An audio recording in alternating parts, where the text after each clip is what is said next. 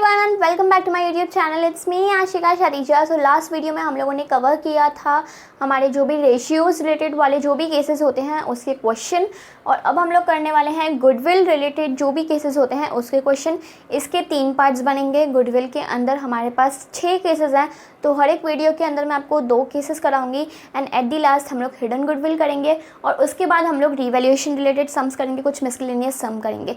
Okay, so start करते हैं हमारे गुडविल वाले क्वेश्चन के साथ। A and B are the partners sharing profit and losses in the ratio of 2:1. So A and B दोनों partners हैं, इनका प्रॉफिट शेयरिंग रेशियो 2:1 है। उन लोगों ने C को एडमिट किया है।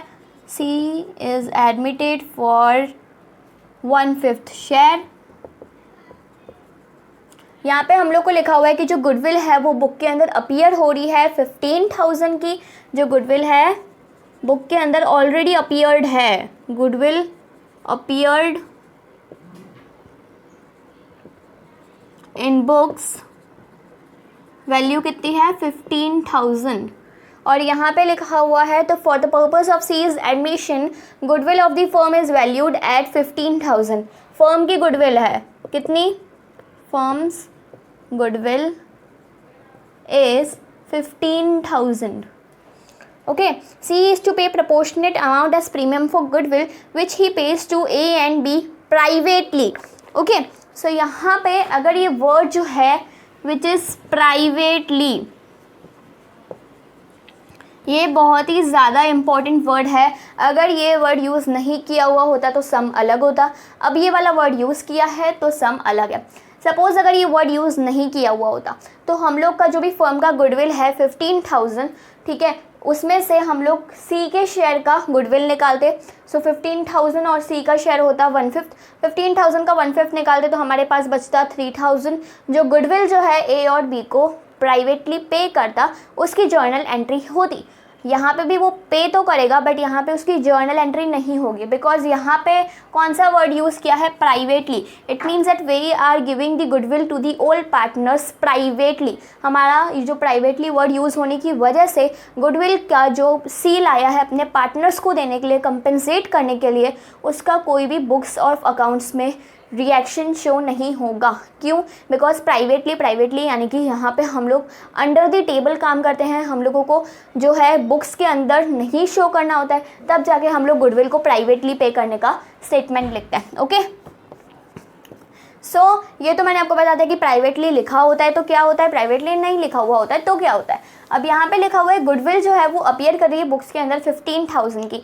जब भी गुडविल हमारे बुक्स के अंदर, हमारी बैलेंस शीट के अंदर ऑलरेडी लिखी हुई हो तो हम लोग को एक एंट्री करनी होती है, which is old partners capital account will be debited to goodwill account. Okay, so old partners हमारे पास ए एंड बी है 15,000। So as capital account debit, B's capital account debit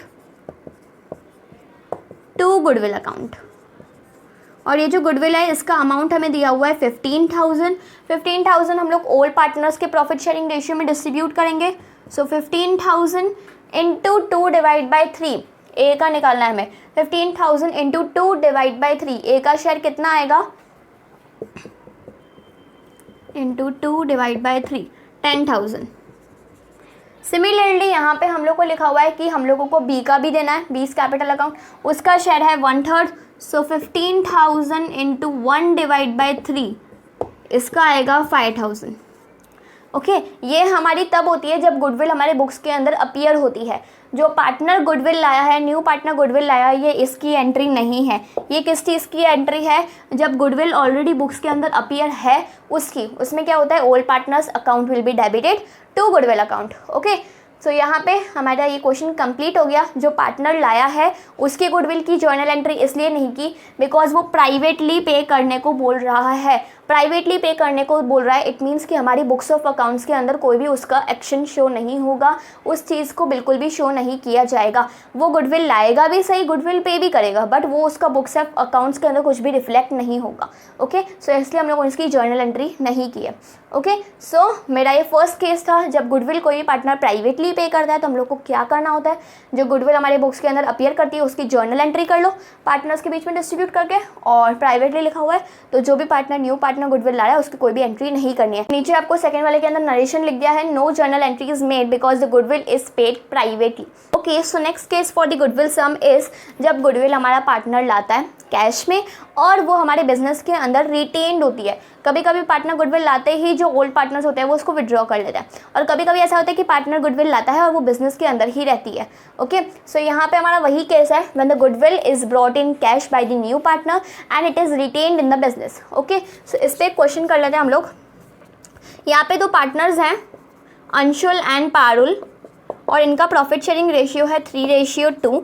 उन लोगों ने पायल को एडमिट किया है हमारे फर्म के अंदर फॉर 1/4 शेयर, और यहाँ पे जो पायल है वो लाई है 5 लाख अपने कैपिटल के लिए, और वो जो गुडविल है वो हम लोग को फाइंड आउट करना है। सो गुडविल कैसे फाइंड आउट करना है मैं आपको बता देती हूँ। यहाँ पे हम लोग को प्रॉफिट्स लिखे हुए हैं लास्ट ईयर्स के, प्रॉफिट ऑफ लास्ट 4 ईयर्स। ठीक है, सबसे पहले मैं प्रॉफिट लिख देती हूँ, कितना कितना लिखा है, 4 लाख, 5 लाख, 6 लाख और 7 लाख। ये हमारे ईयर 16th का है, ये 17th ईयर का है, ये 18th ईयर का है, ये 19th ईयर का है। ओके, सो अब इसके एडजस्टमेंट्स आप अच्छे से सुनना। Closing stock for the year ended on 31st March 2018 was over valued by 50,000। 31st March 2018 यानी कि इस साल की बात हो रही है। ठीक है, यहाँ पे ऐसा लिखा हुआ है कि जो स्टॉक है उसको हम लोगों ने ओवर वैल्यू करके लिखा है 50,000 से।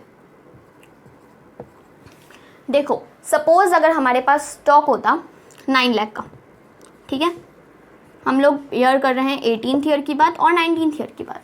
ओके, सो सपोज अगर हम लोगों ने ये जो 9 लाख है उसमें से 4,50,000 18th ईयर में लिखा एंड रिमेनिंग 4,50,000 हम लोगों ने लिख दिया 19th ईयर में।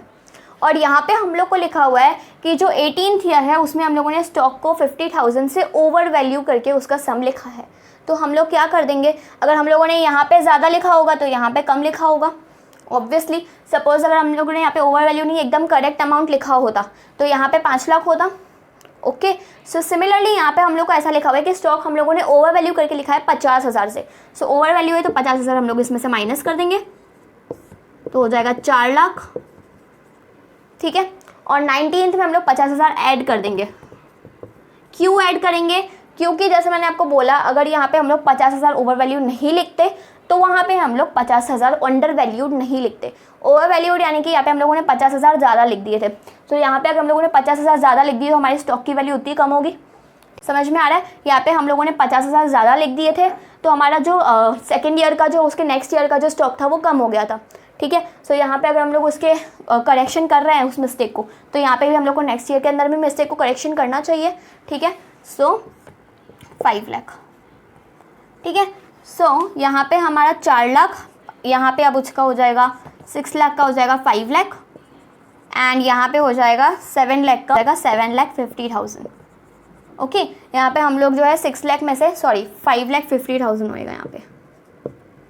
ठीक है, यहाँ पे हम लोग 6 लाख में से 50,000 कम कर देंगे एंड यहाँ पे हम लोग 7 लाख में से 50,000 बढ़ा देंगे। Second adjustment is 1 lakh should be charge annually to cover the management cost. Management cost को कवर करने के लिए हम लोग हर साल जो है 1 लाख जो है चार्ज कर रहे हैं, तो हर साल में से 1 लाख माइनस कर देंगे, इसमें से 1 लाख माइनस करेंगे, इसमें से 1 लाख माइनस करेंगे, इसमें से 1 लाख माइनस करेंगे, इसमें से 1 लाख माइनस करेंगे। ठीक है, सो 4 लाख का हो जाएगा माइनस 1 लाख हो जाएगा 3 लाख, 5 लाख इसमें था माइनस 1 लाख हो जाएगा 4 लाख, यहाँ पे हमारा बचा था यहाँ पे 5,50,000, उसमें से 1 लाख माइनस कर देंगे तो 4,50,000। सिमिलरली 7 लाख 50 था, उसमें से 1 लाख माइनस कर देंगे तो 6,50,000 हो जाएगा। ठीक है, अब इन तीनों को ऐड कर देंगे क्योंकि हमारे पास ये जो है फाइनल प्रॉफिट्स आए चारों साल के, तो 6,50,000 plus 4,50,000 will be 11 lakh, 11 lakh plus 4 lakh 15 lakh, 15 lakh plus 3 lakh 18 lakh. अब ये जो 18 लाख है ये हम लोग कर देंगे डिवाइड बाय 4 बिकॉज हम लोग को एवरेज प्रॉफिट फाइंड आउट करना है।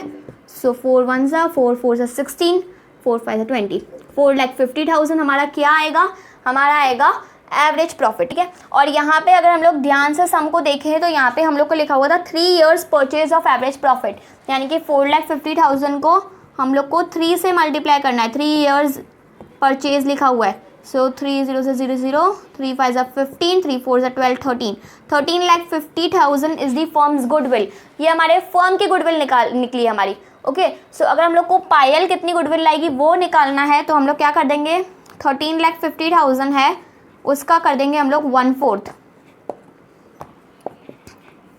4 3 12, 4 3 12 वापस 37,500। So 3,37,500 is the Payal's share of goodwill।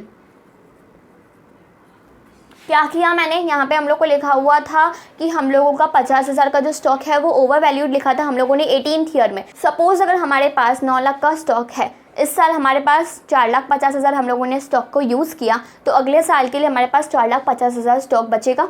Suppose अगर हम लोगों ने यूज़ 4 लाख किया है बट हम लोगों ने भूल से लिख दिया 4,50,000, ठीक है। सो अगर हम लोगों ने भूल से 4,50,000 लिख दिया तो हम लोग इस साल 50,000 माइनस कर देंगे, तो अब वैल्यू कितनी हो जाएगी, 4 लाख हो जाएगी।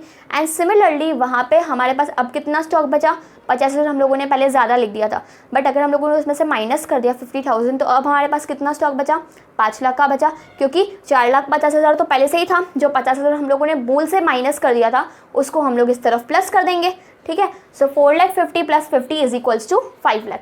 सिमिलरली हम लोगों ने यहाँ पे भी वही किया है, हमारे पास जो है स्टॉक था 6 लाख, अब 6 लाख है ना, उसमें से हम लोगों ने 50,000 भूल से ज़्यादा लिख दिए थे, तो हम लोगों ने उस साल का 50,000 माइनस कर दिया एंड नेक्स्ट ईयर में हम लोगों ने 50,000 को प्लस कर दिया। ओके, सो बस 4 लाख है और हम लोग को हर साल जो है मैनेजमेंट कॉस्ट को माइनस करना है 1 लाख का। सो 4 lakh minus 1 lakh 3 lakh, 5 lakh minus 1 lakh 4 lakh, 5,50,000 minus 1 lakh will be 4,50,000, 7,50,000 minus 1 lakh will be 6,50,000। इन सबको एड ऑन किया तो हमारे पास 18 लाख आया।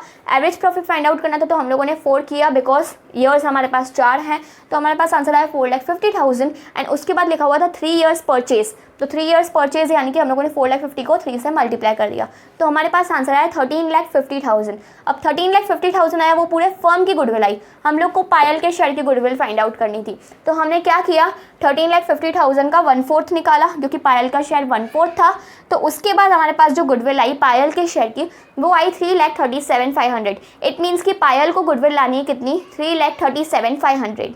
सो अब हमारा जो पार्टनर है विच इज़ पायल, वो अगर हम लोग के लिए गुडविल ला रही है तो हमारी जर्नल एंट्री क्या होगी, कैश अकाउंट डेबिट, क्योंकि बिजनेस के अंदर कैश आ रहा है, वो कैपिटल भी ला रही थी 5 लाख का, टू कैपिटल अकाउंट कितना ला रही थी, 5 लाख का कैपिटल ला रही थी। उसके बाद हम लोगों ने उसका गुडविल का फाइंड आउट किया, टू प्रीमियम फॉर गुडविल